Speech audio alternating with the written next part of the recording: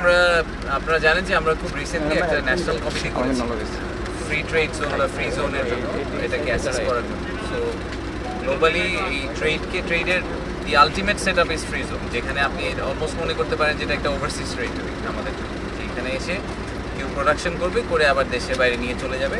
তো এটার মাধ্যমে যেটা হবে সেটা হচ্ছে যে তারা যাবতীয় বাংলাদেশের রেড টেপের বাইরে থাকবে, আবার অ্যাট দ্য সেম টাইম বাংলাদেশের লেবার ফোর্সকে ইউজও করতে পারবে। সো দুইটা মিলিয়ে আমাদের জন্য উইন উইন, ওনাদের জন্য উইন উইন সিচুয়েশন। তো এইটার ব্যাপারে আমরা যেটা এখন করছি সেটা হচ্ছে আমরা একটা দুটা জায়গার মধ্যে আর কি ফাইনাল ডিসিশনটা নিব যে ফ্রি ট্রেড জোনটা কোথায় হবে। তার মধ্যে এইটা একটা প্রাইমারি বড় কনসিডারেশন লোকেশন আমাদের জন্য, যে এখানে আমরা ফ্রি ট্রেড জোনটা করতে পারি কিনা, যেহেতু লোকেশন হিসেবে এয়ারপোর্ট থেকে কাছে, রোড কানেক্টিভিটি আছে।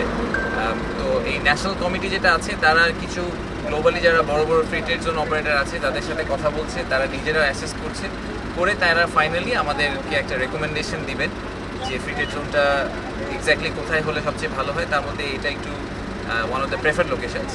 তো সেটা যদি হয়ে যায় তারপরে আমরা খুব দ্রুত এই কাজটা সম্পন্ন করার চেষ্টা করবো। আমরা চেষ্টা করবো যে এই বছরের শেষের নাগাদ অ্যাটলিস্ট আমরা একটা মাইলস্টোন প্রোগ্রেস বা এমন একটা পজিশনে চলে যেতে চাই যেখানে আমাদের লোকেশন ডিসিশন হয়ে গেছে, অপারেটর কে হবে ডিসিশন হয়ে গেছে, এবং আমরা কতদিনের মধ্যে ফ্রি ট্রেড জোন চালু করতে পারবো এটার ব্যাপারে খুব ক্লিয়ার একটা আমাদের রোডম্যাপ বা টাইমলাইন রেডি হয়ে গেছে। তো সেটাই হচ্ছে আমাদের টার্গেট, এবং যদি ফ্রি ট্রেড জোন আমরা আসলে করতে পারি তাহলে this will be a game changer for Bangladesh, absolutely a game changer. So we are really looking আমার যেটা প্রাইমারি ম্যান্ডেট সেটা হচ্ছে ইনভেস্টমেন্ট, যেটা জানেন, আর হচ্ছে জব ক্রিয়েশন বাংলাদেশের জন্য। তো আমি ইনফ্যাক্ট এই এপিএম এর যে হেডকোয়ার্টার নেদারল্যান্ডসে ওখানে গিয়েছিলাম গত মাসে। তো এবং ওনাদের পোর্টের যে ওনারা তো বিভিন্ন দেশে পোর্ট অপারেট করেন, আপনারা জানেন যে ওয়ার্ল্ডের সবচেয়ে one of the biggest port operators. তো ওনাদের যেই সিইও, তার নিচে চিফ ইনভেস্টমেন্ট অফিসার বলে একজন আছে, উনি আমার চাকরিটা আর কি ধরেন ওনার ওই কোম্পানির হয়ে করেন। তো ওনার সাথে আমার একটা ইন্টারাকশন হয়েছিল, আমি ছোট্ট করে গল্পটা একটু বলি। সেটা হচ্ছে যে উনি বলছিলেন যে ওনার ছেলে এবং তার বন্ধুরা তাকে জিজ্ঞেস করছিল যে আপনি কি চাকরি করেন, উনি বলেছেন যে আমি এরকম বড় একটা পোর্ট কোম্পানির চিফ ইনভেস্টমেন্ট অফিসার। তো এইটা তো আমাদের জেনজির জন্য এটা ইম্পর্টেন্ট না যে আপনি একটা পোর্ট কোম্পানির বড় অফিসার। তো বলছে যে না, তো আপনি অ্যাকচুয়ালি মানুষের জন্য কি করেন। তো ওইটার এক্সাম্পল হিসেবে ওনারা এত 60টার উপরে দেশে অপারেট করেন, কিন্তু সব কিছুর পরে বাংলাদেশে ওনারা এখনো শুরু করেননি। কিন্তু উনি এক্সাম্পল দিয়েছেন বাংলাদেশে, উনি এক্সাম্পলটা দিয়েছেন যে যখন আমরা বাংলাদেশে একটা পোর্ট করার চেষ্টা করছি, সেই পোর্টটা যখন আমি করতে পারবো, যখন আমরা এটা করব, তখন আমরা শুধুমাত্র এটা জাস্ট নট আ পোর্ট, এটা বাংলাদেশের মানুষের হাজার হাজার মানুষের কর্মসংস্থান, তাদের টোটাল ইকোনমির যে ডেভেলপমেন্ট, এই পুরোটাতে একটা এক্সেপশনাল ভূমিকা রাখবে। সো হয়তো ভবিষ্যতে জেনারেশনের পর জেনারেশন এই পোর্টের কারণে নতুনভাবে চাকরি পাবে, তাদের বাচ্চারা এডুকেশনে যাবে। So this is one journey, যেই জার্নির ভিতর আমরা যারা পার্ট হতে পাওয়ার সুযোগ পাচ্ছি, আমরা we are becoming part of history. So আমাদের একটা হিস্ট্রি তৈরি করার সুযোগ আছে। আমরা সব সময় বলি যে বাংলাদেশের কিন্তু প্রায় 50% পপুলেশন হচ্ছে গিয়ে 25 বছরের নিচে বয়স, তাই না? সো এটা এত ইউনিক, আপনি পৃথিবীর আর কোনো দেশে এই পপুলেশন পাবেন না। তো তাদের ভবিষ্যৎ যে ভালো হবে সেটাকে এনশিওর করার কিন্তু একমাত্র উপায় হচ্ছে আমাদের দেশকে একটা ম্যানুফ্যাকচারিং হাব করা, এবং সেটার জন্য port capacity is very important.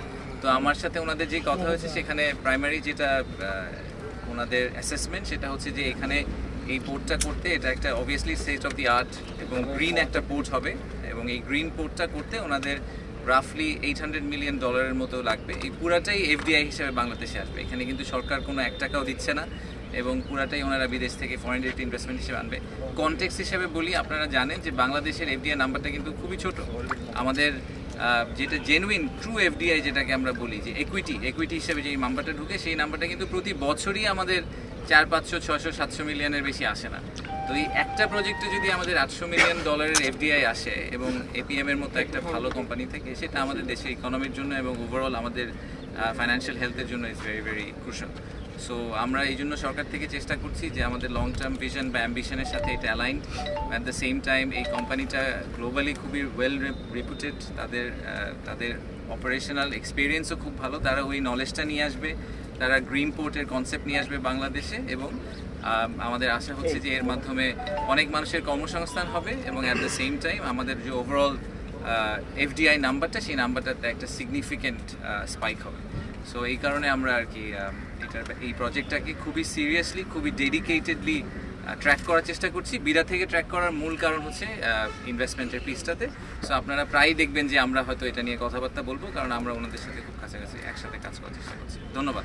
তো আমাদের এই পুরা লং টার্ম অ্যাম্বিশন যেটা, যে বাংলাদেশকে আমরা গ্লোবাল ফ্যাক্টরি বানাতে চাই, সেটার সবচেয়ে প্রাইমারি ফ্যাক্টর কিন্তু হচ্ছে, বা সবচেয়ে বড় ইনগ্রেডিয়েন্ট হচ্ছে পোর্ট ক্যাপাসিটি। পোর্ট ক্যাপাসিটি না থাকলে আপনি কিছু করতে পারবেন না, এটা তো আমরা সবাই জেনারেলি এগ্রি। এবং যেহেতু আমাদের পোর্ট ক্যাপাসিটি লিমিটেড, আমাদের পোর্ট ক্যাপাসিটি কিন্তু শুনে মনে হয় যে আমরা 6 গুণ করে ফেলবো, বা সেই 6 গুণ করার পরেও আমরা ভিয়েতনামের ধারের কাছেও যাব না। ভিয়েতনামে টোটাল 44 পোর্টস, আমাদের এখানে হবে হচ্ছে গিয়ে 5টা বা 6টা মাতার বাড়ি ধরে যদি আপনি হিসাব করেন, সো পোর্ট ক্যাপাসিটি আমাদের স্টিল লিমিটেড। তো এই লিমিটেড পোর্ট ক্যাপাসিটিতে আমাদেরকে মোস্ট এফিশিয়েন্ট এবং বেস্ট ওয়েতে পোর্ট ম্যানেজ করতে হবে। তো বেস্ট ওয়েতে পোর্ট ম্যানেজ আপনি কীভাবে করবেন? বেস্ট অর্গানাইজেশন দিয়ে করাবেন, রাইট? তো ওয়ার্ল্ডের যারা টপ পোর্ট অপারেটর, তাদেরকে আনার আমাদের মূল উদ্দেশ্য হচ্ছে যে আমাদের যেহেতু আমাদের ল্যান্ড লিমিটেড, আমাদের ক্যাপাসিটি লিমিটেড, সেই লিমিটেড ক্যাপাসিটিকে যাতে আমরা বেস্ট ইউটিলাইজ করতে পারি, ঠিক আছে? সো এই এফিসিয়েন্সির কথা যে আপনি বলছেন, আমি এক্সপার্ট না, আমাকে পোর্ট চালাতে দিলে এই পোর্ট ফেল করবে, কিন্তু যারা এক্সপার্ট তাদেরকে দিয়ে চালাতে দিলে আমি প্রিটি কনফিডেন্ট যে এখানে প্রোডাক্টিভিটি, এফিসিয়েন্সি বাড়ানো সম্ভব। আর নিরাপত্তার ব্যাপার আপনি যেটা বললেন, দেখেন আমাদের নেইবারিং কান্ট্রি ইন্ডিয়া পাকিস্তানের কথা যদি বলি, এই সবাই অনেকেই ডিপি ওয়ার্ল্ড নিয়ে অনেক কথা বলে। ডিপি ওয়ার্ল্ড ইন্ডিয়াতে 5টা পোর্ট চালায়, পাকিস্তানে 1টা পোর্ট চালায়, আরও তারা 60-70টা দেশে পোর্ট চালায়। In fact majority of the global port operators তারা তাদের নিজেদের দেশে হয়তো 1-2টা পোর্ট চালায়, কিন্তু গ্লোবালি তারা আরও 60-70টা দেশে পোর্ট চালায়। তো কারোই সিকিউরিটি কনসার্ন হয় না, আমাদের এখানে সিকিউরিটি কনসার্ন হয়ে যায়, এটা দ্যাটস আনফর্চুনেট। আমার মনে হয় যে I have a lot of trust in Bangladesh navy. আমি শিওর যে ওনারা জানেন যে ওনাদের আমাদের যে নেভাল সিকিউরিটি বলেন বা ম্যারিটাইম সিকিউরিটি, ওটা কীভাবে ওনাদেরকে হ্যান্ডেল করতে হবে। ওনারা তো আমাদের সমুদ্র পাহারা দিচ্ছেন এবং খুব ভালোভাবেই দিচ্ছেন, এবং খুবই লিমিটেড নাম্বার অফ ভেসেলস দিয়ে করছেন। সো আমি প্রিটি শিওর যে দেশের ন্যাশনাল ইন্টারেস্ট, কমার্শিয়াল ইন্টারেস্ট ওনাদের পক্ষে ম্যানেজ করা খুবই সম্ভব হবে, এবং ওনারা ওটা খুব ভালোভাবে করতে হবে। সো আমি এটা নিয়ে একদমই বলবো। Thank you.